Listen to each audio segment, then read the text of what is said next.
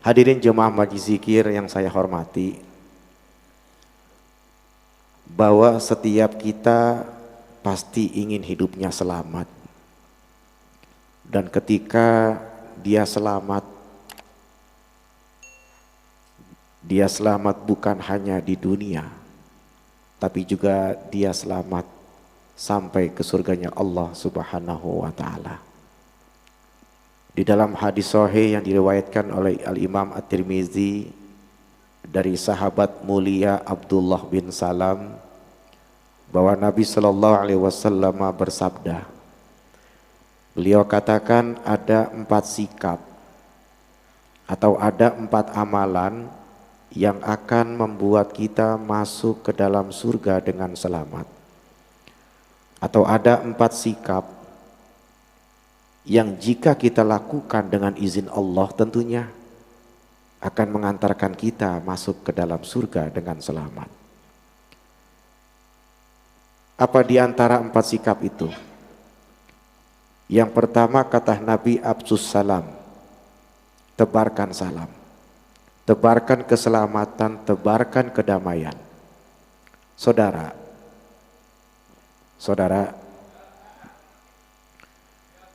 jadilah orang yang senantiasa menghadirkan keselamatan, kedamaian kepada siapapun. Lisannya terjaga, pikirannya baik sangka, tidak sinis, tidak pesimis, tidak suka memponis. Kenapa? Karena kehadirannya menjadi sumber keselamatan kepada siapapun. Ketika dia menatap setiap orang, dia menatap dengan penuh rahmat kasih sayang. Ketika dia bergaul dalam kehidupan, maka dia pastikan dirinya menjadi sumber keselamatan buat orang lain. Ketika dia bicara, bicaranya sangat hati-hati. Kenapa? Takut menyinggung perasaan orang lain. Ketika dia bersikap, sikapnya sangat hati-hati. Kenapa? Takut karena dari sikapnya itu akan menyinggung perasaan orang lain. Maka hadirin yang dirahmati Allah Subhanahu wa Ta'ala, kata Nabi, ada satu golongan yang disebut dengan muflis. Apa itu muflis? Muflis itu adalah orang yang merugi. Siapa orang yang merugi? Orang yang merugi itu adalah dia yang ketika hari kiamat dia membawa pahala sholatnya, dia membawa pahala puasanya, dia membawa pahala bacaan Qur'annya. Tapi di saat yang bersamaan ada orang yang mengadu kepada Allah Subhanahu wa Ta'ala. Tentang apa? Kezolimannya. Tentang apa? Kesalahannya. Dia pernah bermuamalah, tapi kemudian dia menipu orang lain. Dia pernah bermasyarakat, tapi bicara menyinggung perasaan orang lain. Maka apa yang terjadi, saudara? Orang itu mengadu kepada Allah Subhanahu wa Ta'ala. Ya Allah, terima pahala sholatnya, terima pahala puasanya, terima pahala bacaan Qur'annya. Iya, tapi berikan kepada saya. Kenapa? Selama hidup dia pernah menyinggung perasaan saya, ya Allah. Selama hidup dia pernah nyakitin hati saya, ya Allah. Sampai apa yang terjadi? Semua pahala kebaikannya diberikan kepada orang yang dizoliminya. Kalau habis pahala, apa yang terjadi, saudara? Maka dosa-dosa orang yang dizoliminya tadi dipindahkan kepada orang yang menzoliminya. Pentingnya absus salam, tebarkan salam, tebarkan keselamatan, tebarkan kedamaian kepada siapapun. Saudara, saat kita bertetangga, jadilah tetangga yang mendamaikan. Saat kita berteman, bersahabat, jadilah sahabat yang bisa menyelamatkan orang lain. Saat kita bekerja menjadi bawahan, jadilah bawahan yang bisa menyelamatkan atasan kita. Pun sebaliknya, ketika kita di perusahaan menjadi atasan, jadilah atasan yang bisa menyelamatkan bawahannya. Saling menyelamatkan di antara keduanya. Itulah seorang muslim yang baik.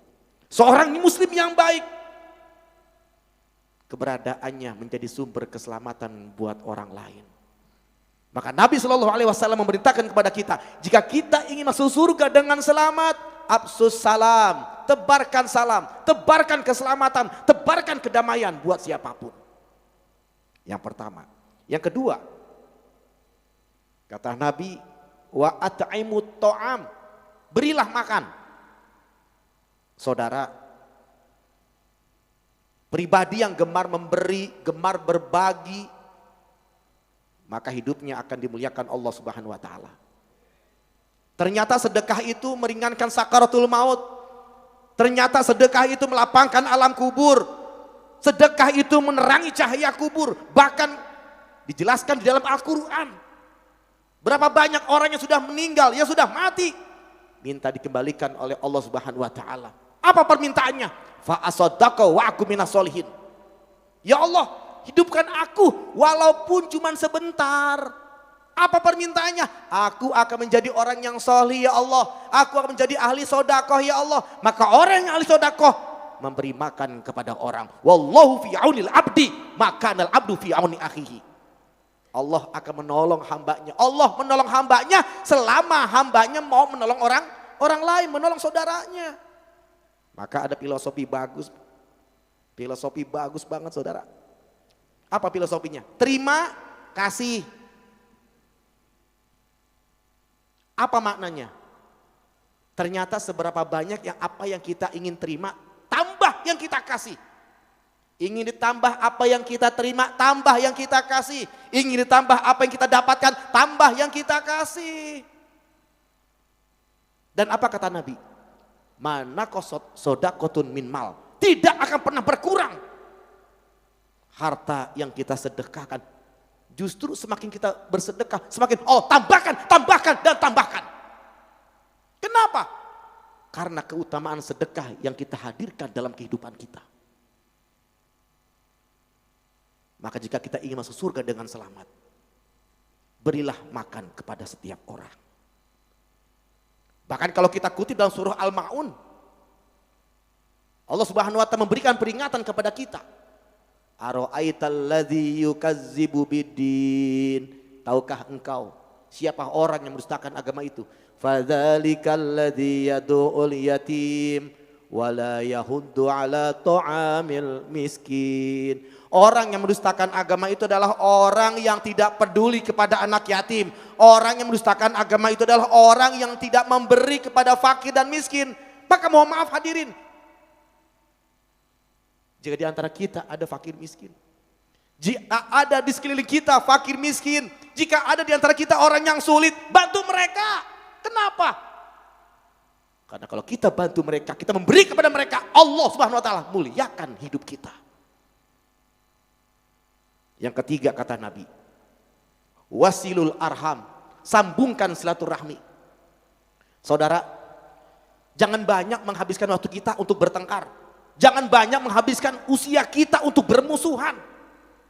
Nabi Shallallahu Alaihi Wasallam memberikan satu kabar gembira kepada kita, orang yang hatinya penuh dengan rahmat dan kasih sayang. Apa kata Nabi? Irhamu man fil ardi yarhamukum man fis sama. Cintailah yang ada di bumi. Insya Allah yang di langit pun akan mencintaimu. Kalau ada orang yang berbuat salah saudara, jangan benci kesalahannya. Jangan benci orangnya, benci kesalahannya.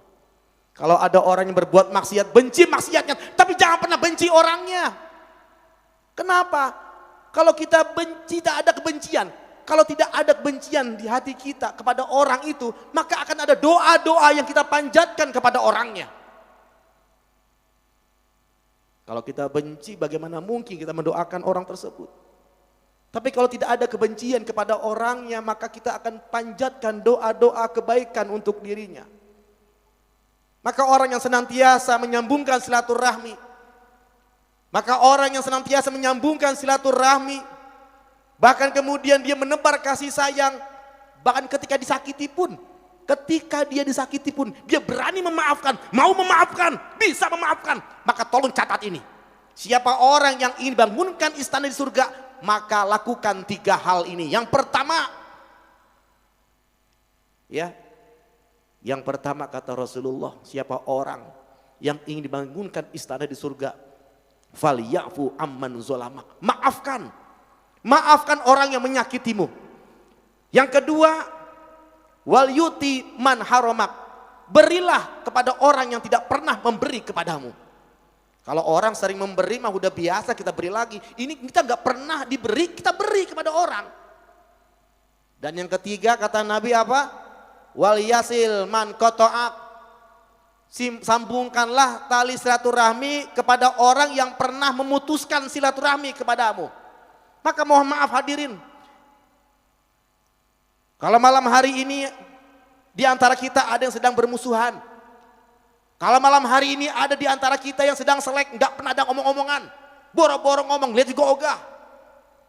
Sepulang dari majlis yang mulia ini, ayo belajar mendamaikan semua itu. Kenapa? Kalau di hati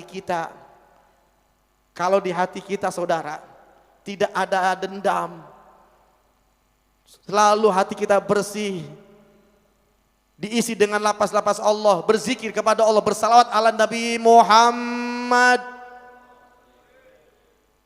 maka kasih sayang Allah, rahmat Allah itu akan dekat kepada kita.